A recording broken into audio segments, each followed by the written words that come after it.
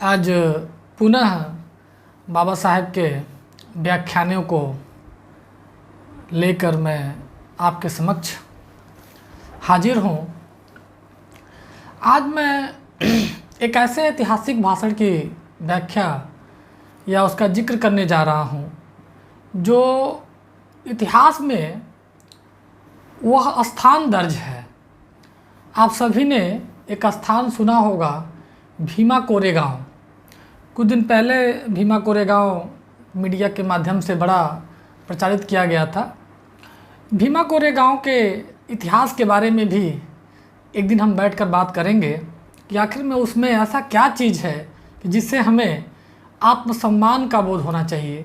इसमें क्या चीज़ है जिससे हमें इस प्रकार अपने इतिहास को लेकर गौरवान्वित होने का एहसास होना चाहिए कि हमारा इतिहास इतना भी अच्छा था, या हमारे जो सैनिक थे किस तरह पेशवाओं से लड़कर महज 500 सैनिक और 25,000 पेशवाओं को कैसे धूल चटाए, कैसे उन्होंने उनको युद्ध में हराया।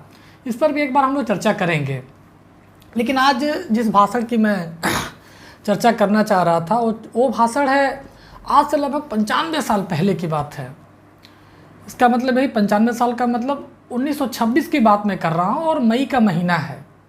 ये मई के महीने में ही और 1926 में एक ऐसे भाषण का मैं जिक्र करने जा रहा हूँ जिसमें बाबा साहब ने उस भाषण की जो मुख्य टॉपिक जो उसका था, भाषण का जो संदर्भ था, उसका नाम ही रखा था कि मैं अपने अंधी जनता के हाथों का लाठी हूँ। अंधी जनता का हाथों का लाठी का तात्पर्य क्या है कि जो महार या जो अछूत उस समय कुछ भी सोचने के स्तर पर तैयार नहीं थे, उन अंधे लोगों के हाथों की लाठी हों ताकि वो लाठी पकड़कर अपनी बैतरणी पार कर सकें। अब इस जो भाषण का मैं जिक्र कर रहा हूँ वो भाषण है सतारा जिला महार परिषद सम्मेलन का। सतारा ज़िले में पड़ता है यह, और तहसील कोरेगांव, मतलब सतारा ज़िले के अंदर तहसील है कोरेगांव। कोरेगांव पे मैं जब चर्चा करूंगा तो कोरेगांव के बारे में पूरी चर्चा करूंगा कि उसका इतिहास क्या है, आखिर वह कोरेगांव का इतिहास हम लोगों को क्यों याद रखना चाहिए, इस पर भी हम चर्चा करेंगे। तो सतारा जिला महार परिषद सम्मेलन रहीमतपुर तहसील कोरेगांव जिला सतारा, यह जगह का नाम था। मई 1926 में डॉक्टर अंबेडकर उस सभा की अध्यक्षता कर रहे थे और चूँकि डॉक्टर अंबेडकर 24 से ही बड़ा सक्रिय हो गए थे दलित आंदोलन को लेकर या छूत आंदोलन को लेकर, और उन्होंने यह प्रयास किया कि जहाँ जहाँ भी आंदोलन हो उसकी अध्यक्षता खुद करते थे और जो मेन बातें थी वह वहाँ पर अपनी बातों को रखते थे। अब डॉक्टर अंबेडकर मुंबई से सतारा पहुँचे थे, सतारा का मतलब कोरेगांव और रहीमतपुर पहुँचे थे, और वहाँ पर इनके साथ में शिवरत्कर, बनवाली, गायकवाड़ साहब, खोलवर्की साहब, खंडवरकर एवं जामले साहब, ये लोग मुंबई से साथ पहुँचे थे। और उसी में कई जगह से और लोग जैसे आए थे, पुणे से कृष्णराव कदम जी, गायकवाड़ जनार्दन, रणजीसे, धर्माजी सावंत, ये लोग पूना से आए हुए थे। और फलटड़ा के माधवराज अहिवड़े इत्यादि सतारा से शामिल हुए थे। यह सभा 3 बजे प्रारंभ हुई और सतारा के जो मेन लोग थे, सतारा के लोग भी इसमें शामिल थे। उसमें जैसे सतारा ज़िले के प्रमुख धनजी भाई कूपर, वहाँ पर एजुकेशनल एडमिनिस्ट्रेटिव ऑफिसर उस समय जो सीताराम जी तावड़े, मामलेदार दुष्कर, रामचंद्र सोमड़ आदि लोग शामिल हुए, वकील लोग भी शामिल हुए थे इसमें। बहिष्कृत वर्ग के लायक एक जेपी बनना चाहिए, ऐसा प्रस्ताव वहाँ पर रखा गया और इस प्रस्ताव का समर्थन बहुत से लोगों ने किया, लेकिन उसमें सोमड़ साहब इसका बहुत पुरजोर विरोध किए थे। उन्होंने कहा कि नहीं, यह प्रस्ताव नहीं पास होना चाहिए। उन्होंने कारण क्या दिया? कारण था कि स्वतंत्रता आंदोलन चल रहा है और हम जेपी के अपने लोगों में लायक जेपी चुनने की जो बात कर रहे हैं, इसका मतलब ये हुआ कि हम गुलामी का समर्थन कर रहे हैं, जो उचित नहीं है।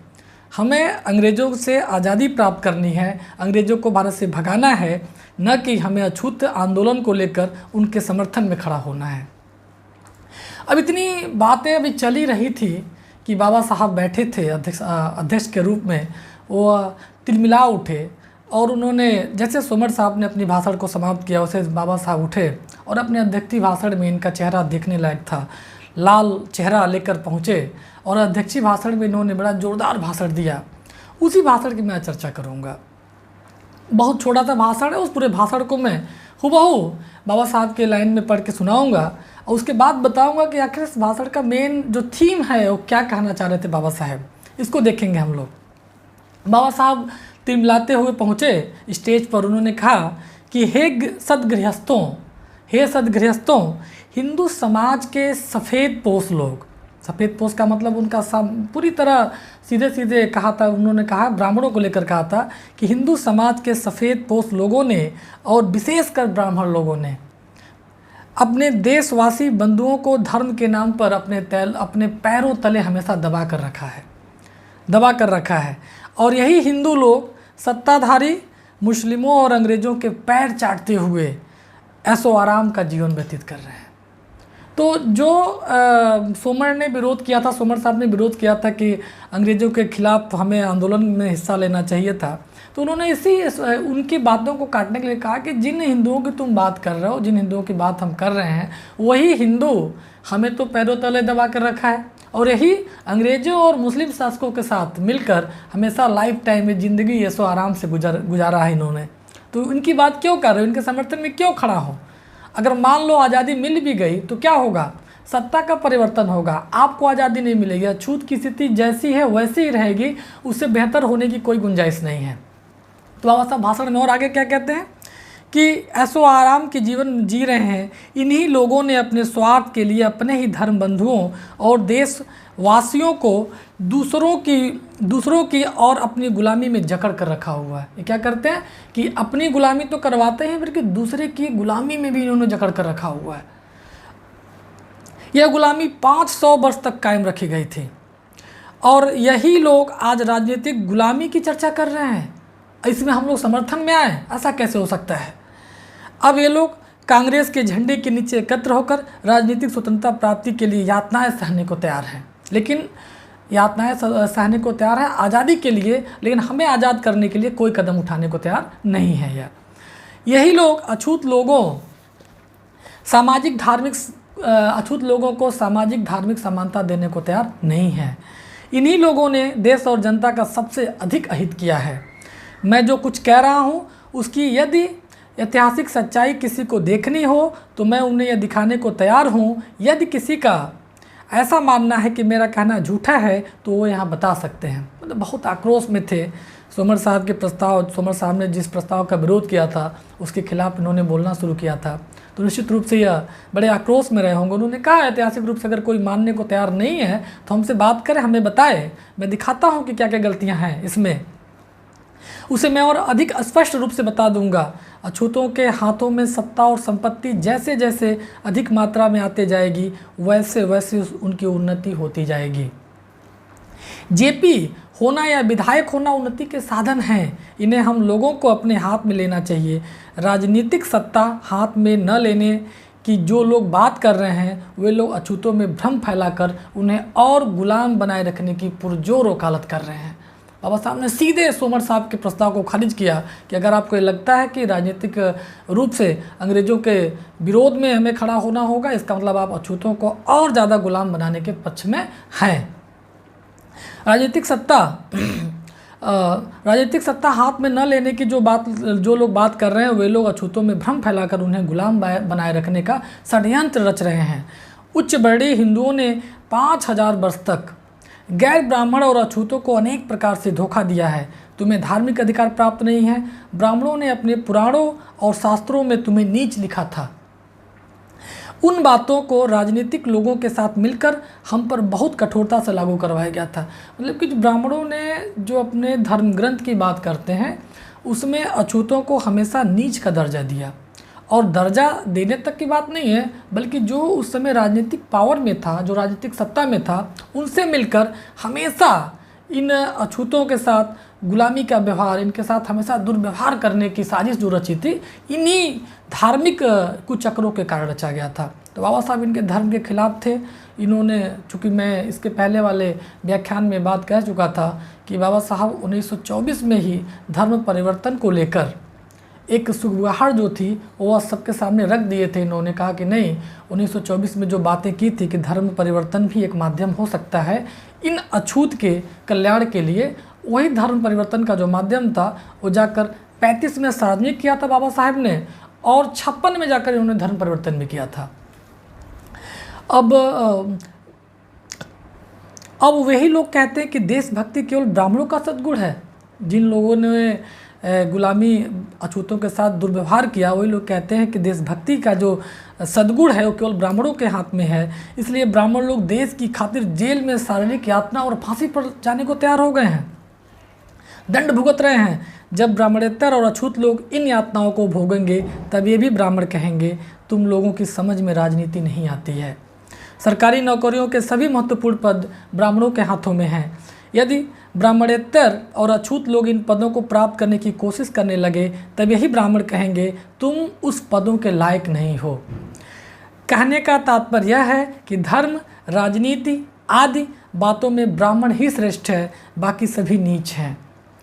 इसी सोच के साथ आज तक ब्राह्मण लोग हमारे साथ जो बर्ताव करते आ रहे हैं, यही वजह है कि ब्राह्मणों में मानसिक उद्दंडता और बौद्धिक व्यभिचार भर गया है। ब्राह्मणेतर समाज और अछूत समाज आज तक ब्राह्मणों की मानसिक उद्दंडता और बौद्धिक व्यभिचार से डरकर उनके सामने गुलाम बनकर चुपचाप जीवन व्यतीत कर रहे हैं, लेकिन इन दोनों समूहों को अब अपनी गलती का एहसास हो गया है। यदि ये दोनों सामाजिक समूह एकत्रित होकर अपनी उन्नति का आंदोलन करते हैं या चलाते हैं तब ये दोनों सफ़ेद पोश समाज की गुलामी से जल्दी छुटकारा पा सकते हैं। लेकिन ये संभव नहीं है, क्योंकि मराठा लोग सत्यशोधक विचारों, महात्मा ज्योतिबा फूले का सत्यशोधक समाज जो था उस समय, उनके जो विचारों से प्रभावित लोग थे, उनके लिए कहा कि सत्यशोधक विचारों की कितनी भी प्रशंसा करते हों, लेकिन मन और बुद्धि से आज तक भी वो ब्राह्मणों के विचारों के गुलाम हैं। अगर इसको इस संदर्भ में देखें कि चूँकि महात्मा ज्योतिराव फूले भी जो थे, ये आज के समय जो पिछड़ी जातियाँ उस पिछड़ी जातियों से संबंधित थे। इन्होंने बहुत पिछड़ी जातियों को लेकर कल्याण के बहुत ज़रूरी आवश्यक काम किए, लेकिन आज भी इनके लोग जो इनको मानने वाले लोग हैं कि जहाँ तक जब ज्योतिबा बाबा फूले की बात आती है वहाँ तक इनके विचारों को मानते हैं, लेकिन इनको अंततः ये देखने को मिलता है हम लोगों को कि यह अंततः ब्राह्मणवादी विचारों के आज भी गुलाम हैं। अगर यह इस चीज़ को एक्सेप्ट कर ले, स्वीकार कर लें, इस ब्राह्मणवादी जो विचारों के गुलामी को अस्वीकार कर दें, निश्चित रूप से उसी दिन जो बाबा साहब जिस समाज की संकल्पना कर रहे थे, जो कल्पना किए थे, वो समाज पुनः आज भारत में निश्चित रूप से वह समाज जीवित हो सकता है या उस समाज की स्थापना हो सकती है। हमारा अछूत समाज आज तक मराठा और दूसरी समाज की तरफ नज़र गड़ाए देख रहा है। कोई रास्ता तो है नहीं, तो क्या करें, एक तरफ मराठा की तरफ देख रहा है। अछूत समाज से मेरा हमेशा यही कहना है कि तुम किसी के गुलाम मत बनो। मैं मन और बुद्धि से ब्राह्मणों की गुलामी से मुक्त हो गया। बाबा साहब ने स्पष्ट कहा कि मैं मन और बुद्धि दोनों तरीके से इन ब्राह्मणों की गुलामी से मुक्त हो चुका हूँ और मैं उनके ज़बरदस्त विरोध में खड़ा हूँ। मतलब कि सोचने वाली बात है, कभी कभी बड़ा आश्चर्य होता है कि एक आदमी, डॉक्टर अम्बेडकर एक आदमी है जिन्होंने 1925, 26, 24, 25, 26 में ही ब्राह्मणों के खिलाफ खुला संघर्ष कर रखा है, खुली तरह चेतावनी दे रहे हैं कि नहीं भैया मुझे कोई दिक्कत नहीं है तुम्हारे खिलाफ खड़े होने में, विरोध में खड़ा हूँ। आज ब्राह्मण जाति का वर्चस्व सभी जगहों पर बना रहे, इसलिए वे लोगों को भ्रमित करते रहते हैं। ब्राह्मणों को बौद्धिक धोखेबाजी कर लोगों को उनसे सावधान करना मैं अपना परम कर्तव्य मानता हूँ, क्योंकि मैं अपनी अंधी जनता के हाथों का लाठी हूँ। इसी लाठी के भरोसे मेरे लोग उन्नति की राह पर अग्रसर होंगे, ताकि ये लोग ब्राह्मणों जैसे ढोंगी और भेदभाव फैलाने वाले लोगों द्वारा तैयार किए जा रहे गड्ढे से गिरने से बच सकें। इन्होंने यहाँ तक भी कह दिया सोमर साहब के प्रस्ताव को लेकर कि ऐसे लोगों से भी बचना बड़ा ज़रूरी है कि जो ब्राह्मणों के ब्राह्मणवादी व्यवस्था को लेकर सतर्क हैं और वो ऐसी भावनाएं लोगों में दुष्प्रचारित कर रहे हैं कि नहीं ये रास्ता सही नहीं है बल्कि ये रास्ता सही है। तो बाबा साहब इस व्याख्यान के माध्यम से खुलेआम उन्होंने अपने आप को स्पष्ट कर दिया कि मैं क्या कर रहा हूँ, मैं खुलेआम विरोध कर रहा हूँ, आपको हमारे साथ खड़ा होना चाहिए, क्योंकि यह सिर्फ लड़ाई मेरी लड़ाई नहीं है, मेरे लड़ने से इसमें जीत हासिल नहीं होगी कि जब तक हम सब मिलकर नहीं लड़ेंगे इस आंदोलन को सफल नहीं बना सकते हैं। क्योंकि मैं पहले ही व्याख्यान में बाबा साहब के भाषणों को लेकर जब शुरू किया था तो मैंने पहले ही कहा था कि बाबा साहब ने कहा था कि अछूतों की जो जनसंख्या है वो बहुत महत्वपूर्ण है। भारत में लगभग 7 करोड़ अछूत थे और उन्होंने कहा था कि जब एकजुट हो जाएंगे तो हिमालय को भी ज़मीन में गाड़ सकते हैं। तो निश्चित रूप से इस संगठन को जो लेकर बाबा साहब आगे बढ़ना चाहते थे तो उन्होंने कहा कि मैं उन अपनी अंधी जनता के हाथों की लाठी हूँ, मैं लाठी लेकर खड़ा हूँ, पीछे से आप मेरा सहयोग करिए, निश्चित रूप से हम अपने आंदोलन में सफल हो जाएंगे। इन्हीं सब बातों के साथ बाबा साहब का जो ये व्याख्यान था बड़ा महत्वपूर्ण व्याख्यान था कि अगर हम एक एक व्याख्यानों की चर्चा करते हैं, जब पढ़ते हैं उसको, तो मुझे लगता है कि वास्तव में जिन चीज़ों की कल्पना हम आज नहीं कर पा रहे हैं, आज चूँकि काफ़ी समाज बदला हुआ है, बहुत सी चीज़ों को, ब्राह्मणवादी व्यवस्था की बहुत सी चीज़ों को उन्होंने भी अपने अंदर सुधार किया है, हम लोगों ने उसको स्वीकृति प्रदान किया है। उसके बाद भी लगता है कि 90-95 साल पहले एक व्यक्ति अकेले पूरी व्यवस्था को चैलेंज कर रहा है। उस व्यक्ति में क्या चीज़ रहा होगा, क्या खूबी रही होगी, अगर उसके हम लोग इर्द गिर्द उसके साया के आसपास भी हम लोग कहीं अपने आप को खड़ा कर पाएँ तो उससे बेहतर इस जीवन की सफलता नहीं हो सकती है।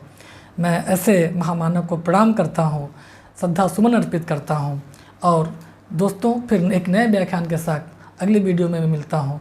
जय भीम, जय भारत।